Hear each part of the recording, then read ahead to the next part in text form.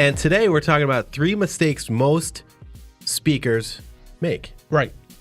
And that's not only if they're a public speaker on stage, but also they could be speaking to a small group. It could be a business presentation. Mm-hmm. It could also be just a sale. You know, someone sitting across the desk to you and you're doing a sales presentation. So this can apply literally to anybody. Anybody. So some of the mistakes they make. First one, they don't realize that the first 30 seconds make a huge difference. Absolutely do. When you're sitting down across from someone that you're going to make a presentation to, when you're getting up on stage, people either consciously or subconsciously are deciding whether they have confidence in you, whether they want to listen to you, whether they're going to take you seriously.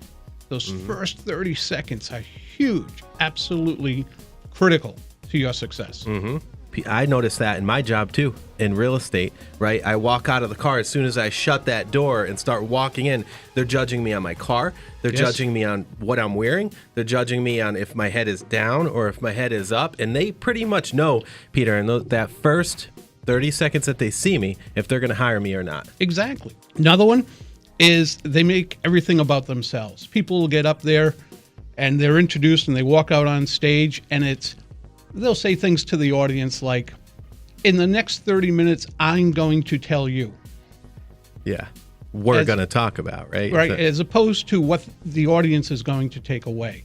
So they're making it about them. I'm going to do this. As opposed to, in the next 30 minutes, you'll discover the 3 key features too.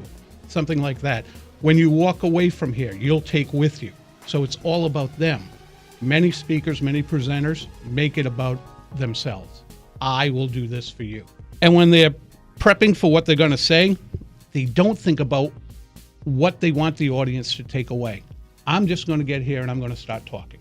I'm going to tell you about this. I'm going to tell you about that. I'll tell you about a story that may or may not be relevant to what I'm saying, but they're not exactly sure what they want to do.